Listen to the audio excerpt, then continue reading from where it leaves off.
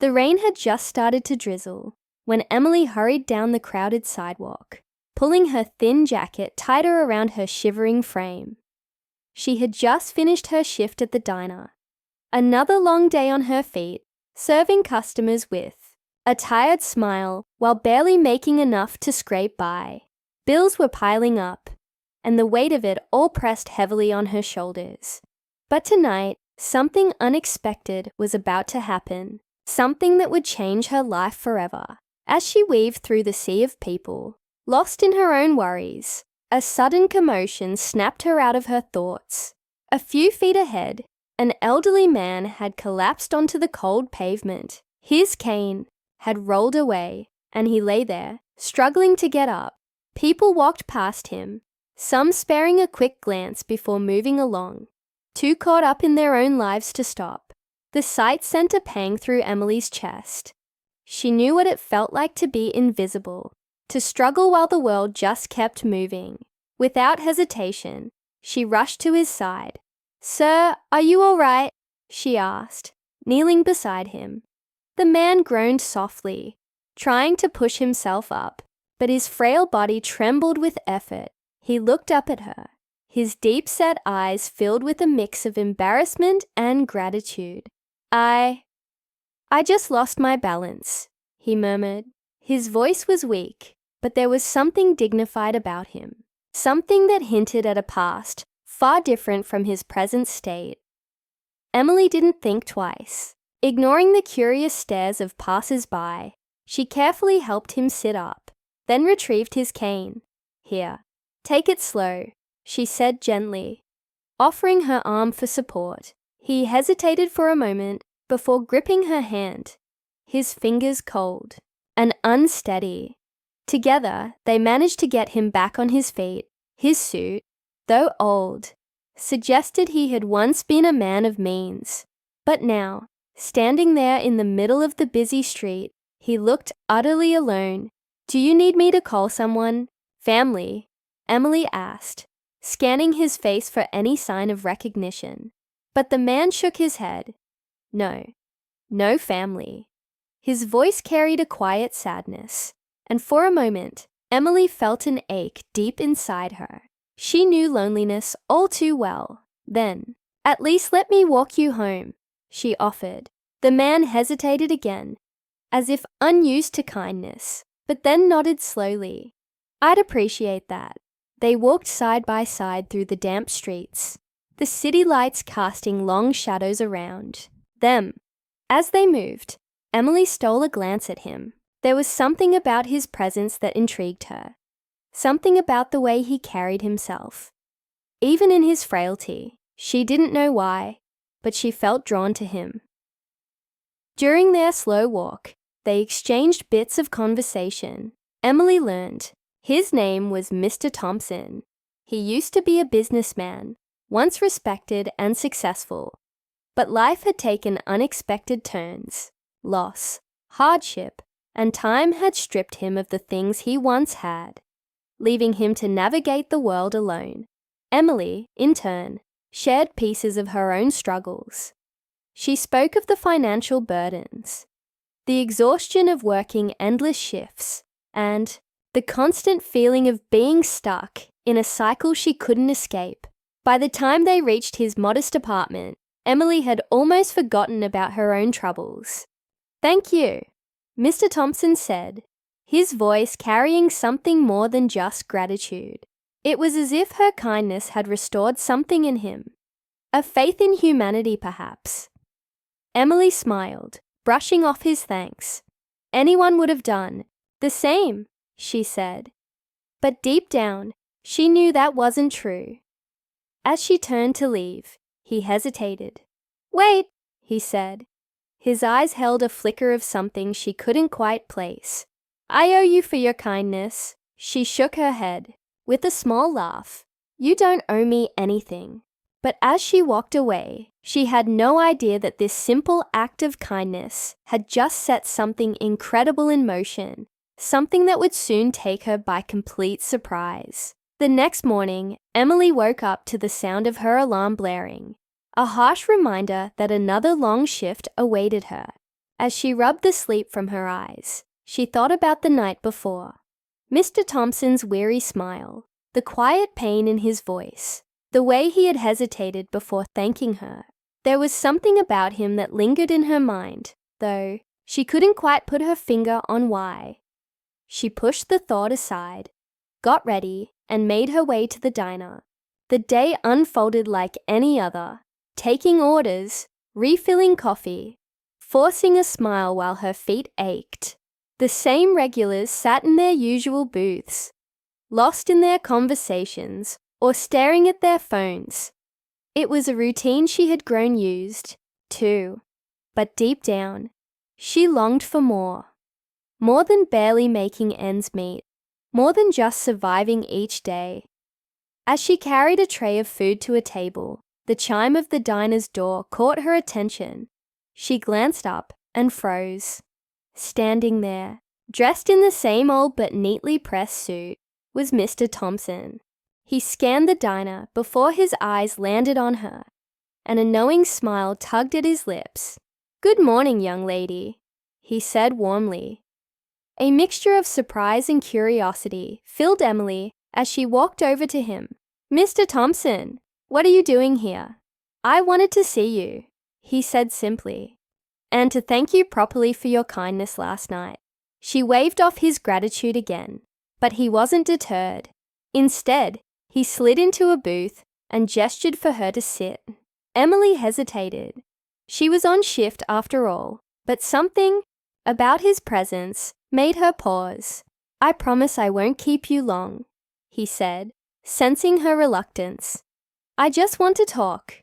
With a quick glance at her manager, who was too busy to notice, Emily sat across from him. "All right," she said. "What's on your mind?" Mr. Thompson studied her for a moment before speaking. "Tell me, Emily, if you could do anything in the world, what would it be?" The question caught her off guard. She wasn't used to people asking about her dreams. Most just assumed she didn't have the luxury of them. She let out a small breath and shrugged. "I don't know. I've always wanted to do something meaningful. Maybe start my own bakery one day." She laughed softly, as if the thought itself was impossible. "But that's just a silly idea." Mr. Thompson's expression didn't waver. "Why do you think it's silly?" "Because dreams like that don't happen for people like me," she admitted. "I work paycheck to paycheck. I don't have savings, connections, or even the time to think about it." For a long moment, he was quiet, lost in thought. Then, he reached into his pocket and pulled out a small folded envelope. He placed it on the table between them. "Take this," he said. Emily eyed it warily. "What is it?" "An opportunity," he said cryptically. "Open it when you get home." She hesitated. "Mr. Thompson, I can't." "Yes, you can." His voice was firm but kind. "Consider it a thank you. And before you refuse, just remember, kindness has a way of coming back to us when we least expect it." Emily swallowed hard, unsure of what to say, but something in his gaze told her this was important. She reached out, her fingers brushing against the worn paper as she took the envelope. "All right," she whispered. Mr. Thompson smiled again, satisfied. "Good. Now, I won't keep you from your work." He stood up, adjusting his coat. "But remember, Emily, sometimes all it takes is one step in the right direction." And with that, he turned and walked out of the diner, leaving her staring at the envelope, her heart pounding. The rest of her shift dragged on, her mind preoccupied with the mystery of what Mr. Thompson had given her. By the time she finally made it home, she was exhausted. But curiosity got the better of her. With shaky hands, she opened the envelope. Inside was a letter. The words were written in neat, elegant handwriting. "Emily, I see something in you. Something rare. You remind me of someone I once knew. Someone who had the fire to change her life, but just needed a little push. I want to help you take that step. Meet me tomorrow at the address below. Trust me, This could change everything. Below the message was an address written in bold letters. Emily's breath hitched. What was this? Why was he doing this for her? Doubt crept in. Could she trust him? Was this too good to be true? But deep down, a small voice whispered, "What if?" She stared at the letter for a long time, the weight of the unknown pressing down on her, and in that moment, she realized, tomorrow, her life might take a turn she never expected. The next morning, Emily stood outside the address written on the letter, her heart hammering in her chest. It was an upscale office building, tall, sleek, and completely out of place in her world. She had almost convinced herself not to come, but something inside her had pushed her forward. The same instinct that had made her stop for Mr. Thompson that night. Taking a deep breath, she stepped inside. The lobby was bright and polished, filled with people in suits moving with purpose. She felt small, out of place, but before she could second-guess herself, a receptionist greeted her. "Are you Emily?" the woman asked with a warm smile. "Yes," she answered hesitantly. "Mr. Thompson is expecting you. Right this way." Emily followed her down a long hallway until they reached a large office. The door opened, and there, standing by the window, was Mr. Thompson. But something was different. He no longer looked like the frail man she had helped on the street. His posture was strong, his presence commanding. It was like seeing him in a whole new light. "Emily," he greeted, gesturing for her to sit. She did, gripping the arms of the chair, her nerves on edge. "What is this place?" she asked. He chuckled. "My company, or at least what's left of it." Her eyes widened. "Your company." Mr. Thompson nodded. "I wasn't always the man you met on the street. I built this business from the ground up, spent years making it successful. But time catches up with all of us. My health declined. I lost people I cared about, and eventually I stepped away. What I didn't expect was how lonely life would become after that." Emily listened intently, hanging on to every word. "The night you stopped to help me," he continued, "wasn't just another night. I'd been feeling like I had nothing left to offer this world. But then you, someone who had every reason to walk past me like everyone else, stopped. You didn't see a man who had lost everything. You saw a person who needed help." She swallowed hard, unsure what to say. "That moment made me realize something." He went on. "I've spent years building things, wealth, status, power, but none of it mattered if I couldn't use it to make a real difference. And then I met you." Emily's chest tightened. "Me?" "Yes," he said simply. "You have heart, determination, and a dream that you've been too afraid to chase. I don't want to just thank you, Emily. I want to invest in you." Her breath hitched. "Invest? I want to give you the chance you never had," he explained. "I want to help you start that bakery." The words hit her like a shockwave. She blinked, convinced she had misheard. You're serious?" "As serious as I've ever been," he said, with a small smile. "This isn't charity, Emily. It's a business opportunity for both of us.